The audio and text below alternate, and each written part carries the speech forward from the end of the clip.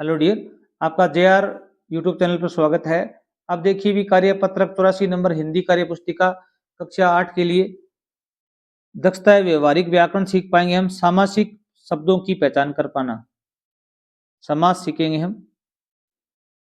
निम्नलिखित समस्त पदों को उनके समास घर से मिलाइए।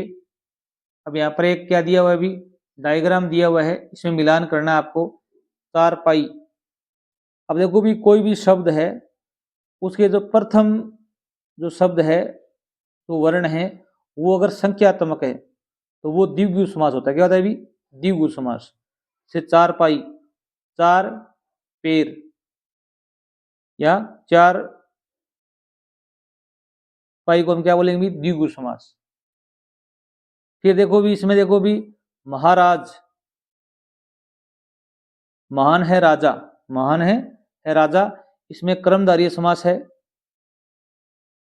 इसमें जो राजा है, जो पहला वर्ण है या जो शब्द हैं, वो दूसरे जो वर्ण हैं, शब्द हैं, उनकी क्या बताते हैं अभी?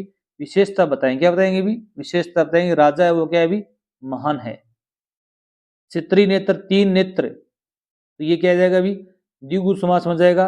माखन चोर, माखन को चोरने वाला। का के की इनका जो प्रदर्शन हो वो तत्पुरुष समास में आएगा। माखन चोर, इसे बहुवीर्य समास में भी आता है। श्री कृष्ण के लिए आता है। माखन को चुराने वाला कौन था अभी? श्री कृष्ण। तो यहाँ पर तत्पुरुष समास में जाएगा ये। तिरंगा, 3 रंग का, ये भी कौन सा समास में जाएगा अभी? द्विगु समास में जाएगा। 3 रंग का, क्योंकि जो पहला वर्ण है वो संख्यात्मक है। यहाँ पर 4, यहाँ पर 3, यहाँ पर 3। नील गाय, नीली है गाय। अब यहाँ से गाय की विशेषता क्या है अभी? गाय नीली है। राजा क्या था अभी? महान था। ये समास आएगा कर्मधारय में। कर्मधारय समास में जो पहला शब्द होता है वो दूसरे शब्द या संज्ञा की क्या बताता है अभी? विशेषता बताता है। स्वर्ण कमल, कमल जैसा, सोने रंग का कमल है, या कमल सुनहरे रंग का कमल, इसमें भी क्या जाएगा अभी? कर्मधारय समास में जाएगा। विद्यालय, विद्या काल्य, ये तत्पुरुष में जाएगा। सप्ताह, यहाँ पर देखो भी सप्ताह, 7 दिनों का जो समय होता है उसे क्या कहते हैं अभी? सप्ताह। तो ये कहाँ जाएगा अभी? द्विगु समास में जाएगा। नवरात्रा, 9 दिनों का जो समय है वो नवरात्रा कहलाता है, क्योंकि पहला जो वर्ण शब्द है यहाँ पर क्या है अभी? संख्यात्मक है, वो द्विगु समास में जाता है। आगे देखिए भी 2 नंबर प्रश्न है। निम्नलिखित समस्त पदों के उचित समास में चिन्ह लगाना है। चौराहे, 4 राहों का समूह है, तो ये क्या जाएगा अभी? द्विगु समास है, क्योंकि इसमें क्या है अभी? पहला जो वर्ण है वो संख्यात्मक है। दोपहर, इसमें भी क्या है अभी? संख्यात्मक है, ये भी क्या जाएगा अभी?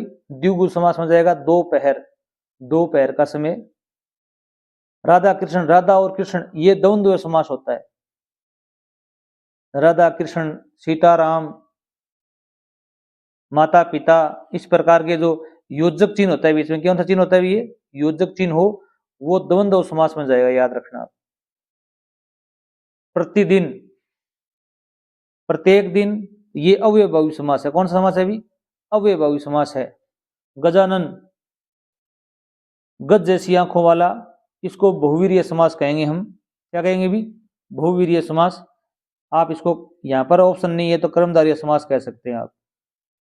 नेक्स्ट कार्यपत्रक देखिए भी। गजानन कौन सा तो कौन होते हैं अभी? श्री गणेश के लिए प्रयुक्त हुआ है।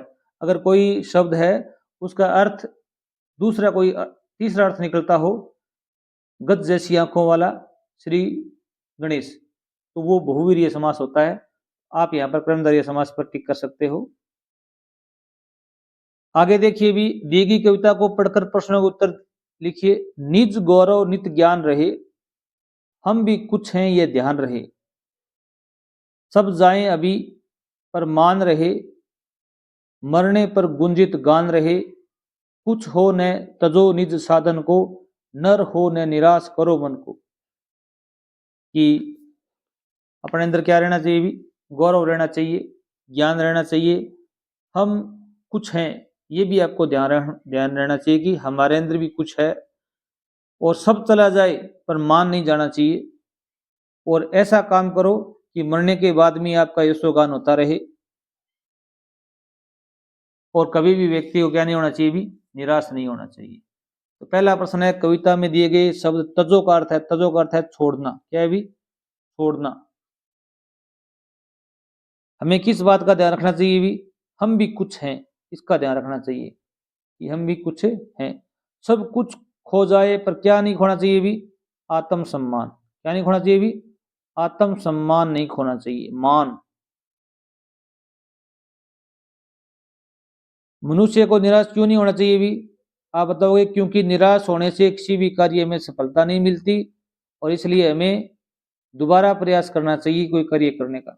इसलिए क्या नहीं होना चाहिए भी, कभी भी व्यक्ति को निराश नहीं होना चाहिए, आशावान होना चाहिए। आशा ही क्या है भी, जीवन है। आगे देखिए भी 5 नंबर प्रश्न है, आपके अनुसार इस कविता का शीर्षक लिखिए। शीर्षक क्या देख सकते हो अभी इसका, मैथिली शरण गुप्त की ये जो कविता है इसमें लिखोगे, नर हो न निराश करो मन को, ये शीर्षक दोगे आप इसको। कविता के भाव को अपने शब्दों में लिखिए। कवि कहते हैं कि तुम मानव हो, तुम्हें अपने गौरव पर हमेशा ध्यान होना चाहिए। तुम अपने वजूद को समझो, ऐसे कर्म करो कि आपके जाने के बाद भी आपका और आपके कार्यों का यशोगान हो।